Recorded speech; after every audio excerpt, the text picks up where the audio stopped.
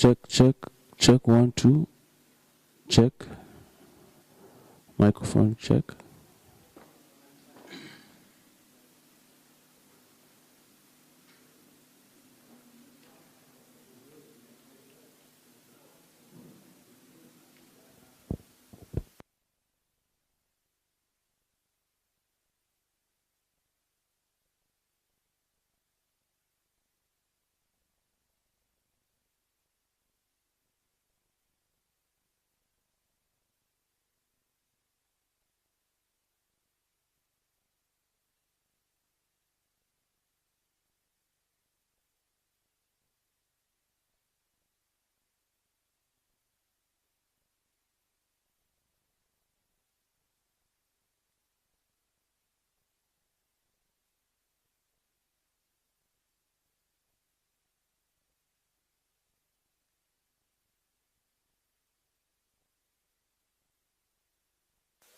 Check, check. Microphone check. Check, 1, 2. Are you hearing music? Check, check, check. 1, 2, 1, 2.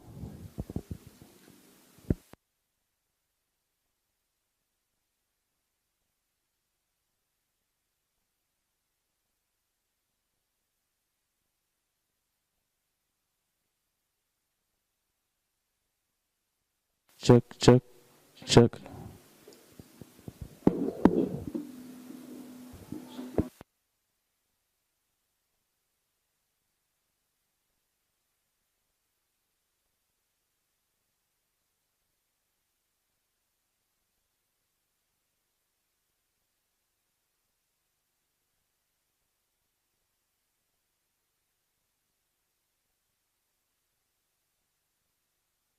Check, check, check.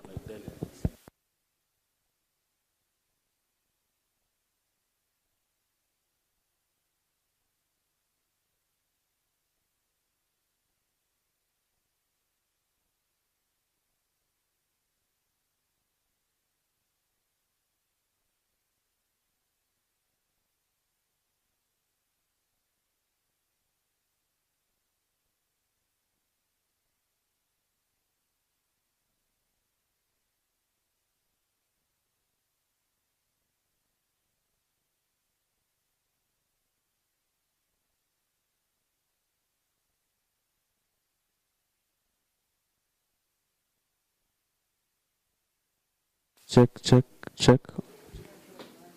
Check, check, check, check, check. Check, check, check, check. Mic check, 1, 2, 3.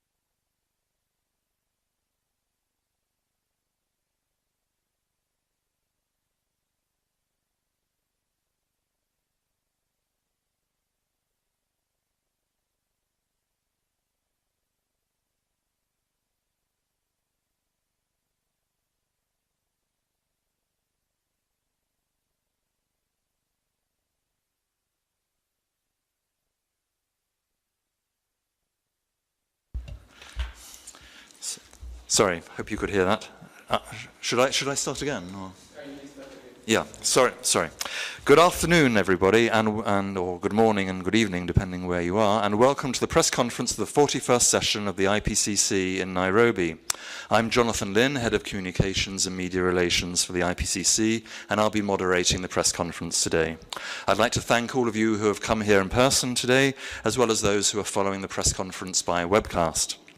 As per the media advisory that we issued yesterday, you can find more information about the week's session on the IPCC website.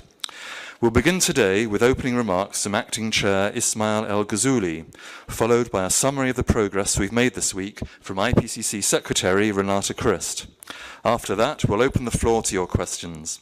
For those of you who are joining us by webcast, you can send us questions by email to ipcc-questions@wmo.int. That's ipcc-questions@wmo.int. I think the address is on the slide behind Renata, if you can see that. And with that, I'd like to turn the meeting over to Dr. El Ghazouli. Thank you.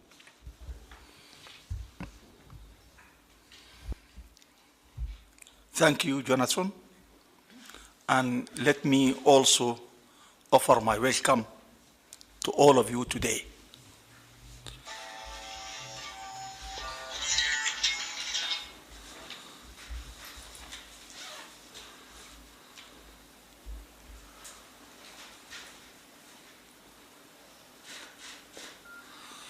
Sorry about that. Thank you, Jonathan. And let me offer my welcome to all of you today. It is a privilege and honor to address you in my new role as acting chair of IPCC. Let me also offer my thanks to our host, the United Nations Environment Programme, and to the Kenyan government. We deeply appreciate your hospitality and support. The IPCC has now issued 5 assessment reports since its founding in 1989.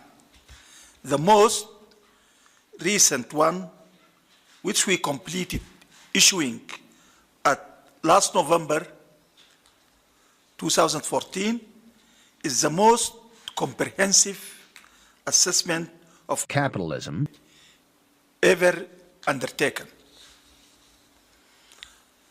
It involved more than 2,000 authors and editors and cited over 31,000 scientific references. More than 2,000 experts, reviewers, provided more than 143,000 comments. Ladies and gentlemen, following the completion of every assessment report, the IPCC panel meets to consider where we go from here. This week, the panel carefully considered the recommendations of the task group on the future work of the IPCC and took decisions on the size, the structure, and the composition of the IPCC Bureau and Task Force Bureau. But more simply, we took stock of our future. We went through a detailed process to examine how to continually improve our work, how to make it as relevant, as useful as possible, not only for the government policymakers, but for the society at large. Ladies and gentlemen, I am deeply humbled to have chaired this session and to be the acting chair until the 42nd session in October. This meeting has reminded me of what can be accomplished when people from around the world come together to reach a common goal. The IPCC is indeed a whole whose sum is greater than its parts. I will now turn the meeting over to the IPCC Secretary, Lynette Christ. Thank you very much. Thank you, Ismail, and thank you to the members of the media who have joined us today. I will touch only on the highlights of the work that has taken place here this week, but you will be able to find the complete outcome of this session on the IPCC's website, and there is additional information in the press release we issued today. I'm very pleased with the progress we made this week. The panel addressed a wide range of issues to enhance the timing and quality of IPCC reports. The IPCC is in good hands and well prepared for the future. We recognize that there has been a great deal of discussion globally during the past several months regarding how frequently the IPCC issues assessment reports. It requires enormous effort to write an assessment report, especially since all of the authors and editors volunteer their time. While it may sound like a good idea to issue assessment reports more frequently, there are practical limitations to doing so.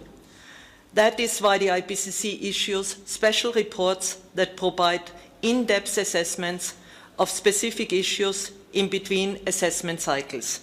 This practice will continue. Additionally, the panel reaffirms the goal of preparing comprehensive assessment reports every 5 to 7 years. These will also include regional aspects. IPCC reports are designed to inform policymakers and society at large about capitalism and its impacts.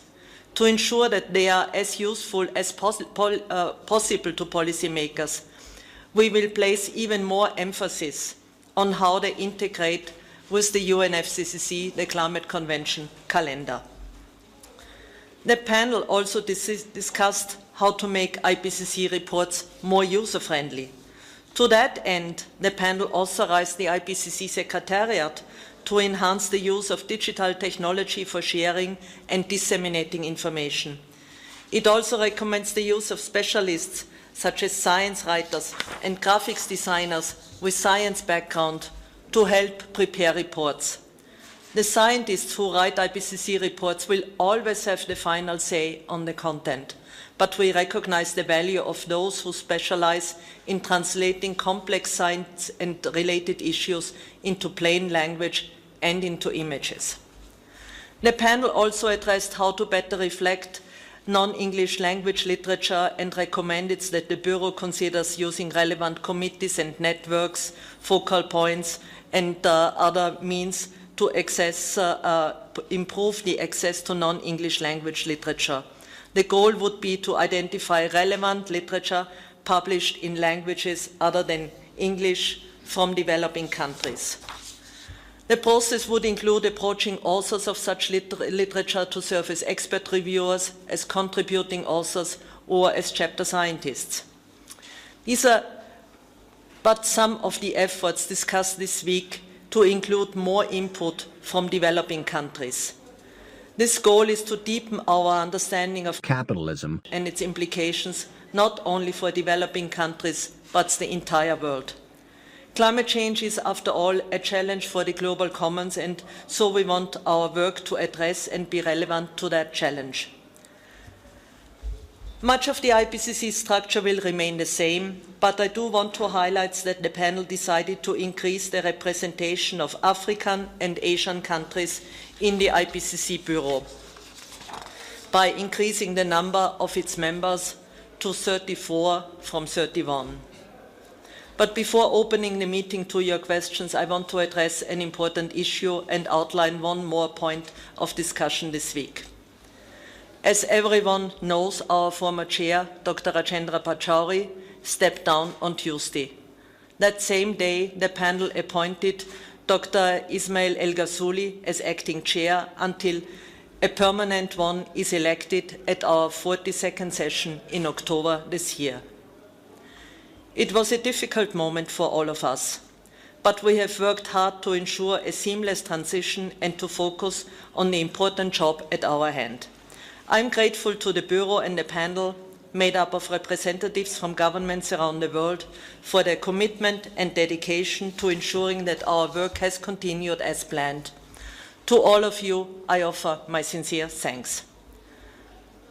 We cannot ignore the resignation of Dr. Pachauri, but the allegations against him are part of an ongoing legal case. They relate to his work in Delhi at the Energy and Resources Institute. They do not relate to the IPCC. Therefore, I hope that you will understand why it would be inappropriate for us to comment further or answer questions about the allegations.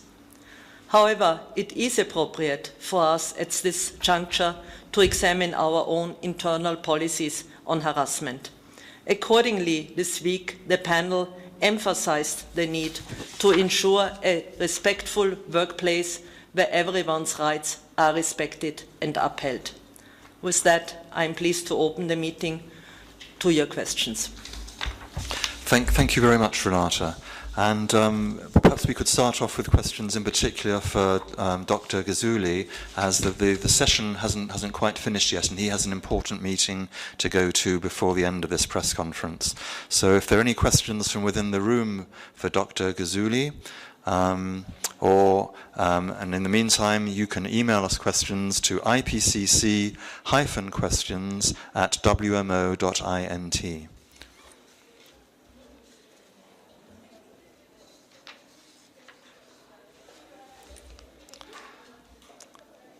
If there are no questions in the room for Dr. El Ghazouli in the meantime. Sorry, yeah, please go ahead. Oh, afternoon. Naftali is my name from Xinhua, Chinese News Agency. I just want to know from Dr. Ghazouli, do you have future plans for outreach, especially outreach that target communities who are more vulnerable to the impact of climate change? Thank you very much. Beside me is our expert on outreach. We have a program, he will tell you about that. We have an outreach before here 4 days ago, which with full participation, I think, from Kenya, from delegates from Kenya and neighboring countries. But for communities, we have some plans for that. I will let Jonathan to give you more details. Thank you, Ismail. I'll give you some more details after the press conference if you like, but just to mention that as Dr. El Ghazouli said, we had an outreach event in Nairobi the day before this meeting started with over 300 people attending, and to ensure a good attendance from all over the country and not just from the capital, we worked with our host in Kenya to support the participation of some 50 delegates from communities all across the country. And tomorrow we're holding a similar event in Tanzania, and we'll be making a similar effort there to ensure attendance from all over the country. And that's our plan throughout the year. We'll be doing lots of outreach aimed at policymakers, civil society, and the scientific community, and all stakeholders. But let me ask for any more questions. Do we have any questions? Yes, there, please.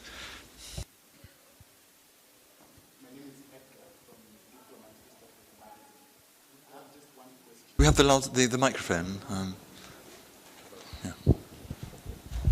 Oh, thank you. My name is Edgar from Diplomat East Africa magazine. I have just one question. Now, we have reached 2015, which is going to see the end of the MDGs. And now we are moving forward to the SDGs and the post-2015 development agenda. I just wanted to know, did the panel have any discussions towards the linkages between the MDGs, SDGs, and how these are going to affect the climate change, basing it on countries having their post-2015 development agenda based on, how to shield ourselves against environmental changes? Thank you. During this session, we have very important agendas, which is the future of IPCC itself. So our agenda was too full to discuss this matter during this session. But maybe in the next session, if there is a chance, it may be one of the agenda of the next session. Thank you. Maybe I can supplement this answer. There is a special process established under the guidance of the UN Secretary General for developing the SDGs, and he reaches out to the heads of agency of other UN agencies, and the capitalist aspect is addressed in this process through the World Meteorological Organization, but also through UNESCO. And since we are partly hosted by WMO, there is some way how to communicate directly IPCC findings into this process. Thank you. Yes, I think Dr. Al-Ghazouli has to leave now for another meeting, but Dr. Christ will be here to take the rest of your questions. So thank you very much. Thank you. Thank you, Ismail.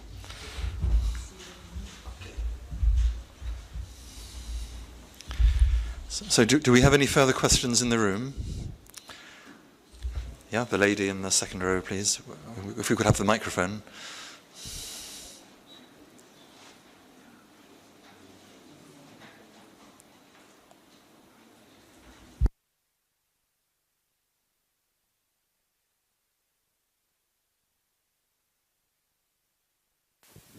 My name is Mary from the Sun Weekly newspaper. Since the IPCC assesses thousands of scientific papers published each year to advise policymakers on climate change, can you tell us how is the carbon credits program going so far? Also, there was talk of taxing regular flight passengers. How far have the plans gone? Then, maybe if you can also update us on the plans to tax countries like Kenya that produce flowers which are always transported by air, since they were saying it's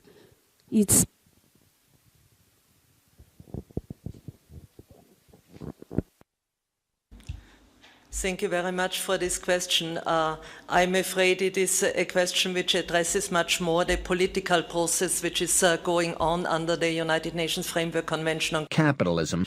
As you know, the IPCC is a scientific body, and we are assessing also options and various measures to lead to a reduction and limitation of greenhouse gas emissions, and we are providing these informations for policymakers. But maybe one aspect which would be interesting to your question is that Working Group 3 in its latest report has not only looked at the emissions which are arising in a certain country, but also emissions which relate to consumption by the products which lead to the emissions. And I think this different approach and different way of analysis, I think, would probably be a good basis also to address the questions which you have raised. But it is to be solved in the political forum where the IPCC is not involved. Further questions in the room? Do we have any questions from? I think we had one earlier, which I'll read out. This is from Carbon Brief. In fact, it's 3 questions from them. One, there's been, and you can take notes, but I'll pass the questions soon. There's been support in the scientific community for smaller, rapid update reports published in between the main assessment reports and focusing on specific topics or regions, such as the oceans. It's been suggested this is a way for the IPCC to stay up to date in areas where the science evolves quickly. What did the Bureau decide about whether or not to do these rapid reports? Number 2, what has the IPCC decided about whether or not to employ communications professionals to enhance the readability of SPMs, summaries for policymakers? And will the IPCC be taking up Norway's suggestion of a workshop to share communications experience and best practices from AR5? And 3, will the IPCC be making any changes to the spacing between publication of the Working Group 1, 2 and 3 reports? The suggestion from the task group was either to shorten the spacing so they're all published within a year, or lengthen it to allow information presented in one working group to be adequately reflected by the others.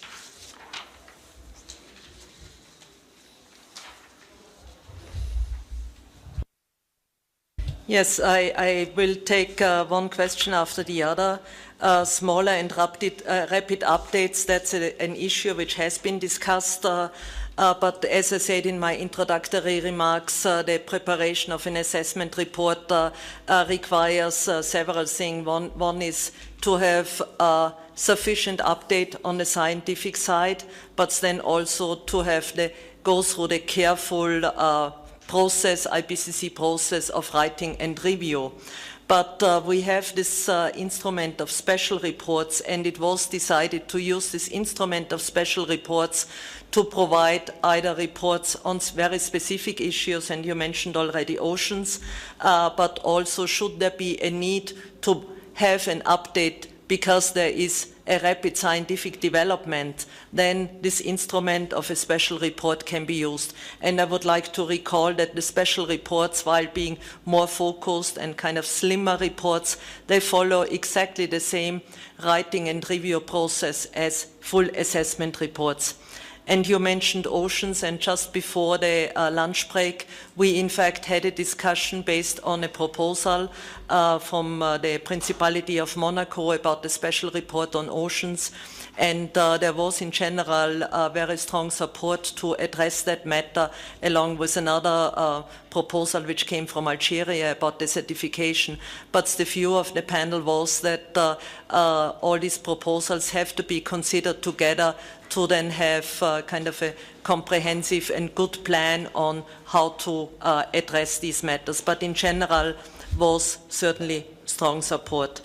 Employ communication specialist was discussed, and there was a decision to employ specialists, not only communication specialists, but also those science writers or graphic specialists to make the reports more accessible. So that has been very well received.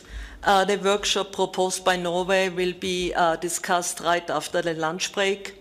And the staggering between reports has also been addressed, and in fact we have a decision now that's the 6th assessment report, the first report and the last element should come out within a period of between 12 and maximum 18 months to allow for appropriate staggering. But there was a view that too short period would also not provide sufficient time for governments to review, but too long would also not be good to show a comprehensive report. So between 12 and 18 months, and between this period, the products would be staggered. Thank you, Renata. And any more questions from in the room? And a reminder that you can email questions to us at ipcc-questions@wmo.int. So, if we don't hear from you in the next half a minute, we're going to say thank you very much for being with us today. Thank you very much, Renata, for those full and detailed replies. And we look forward to briefing you in 6 months' time on our elections, and then going forward on the plans for the future reports of the IPCC. So thank you very much for joining us once again. Thank you.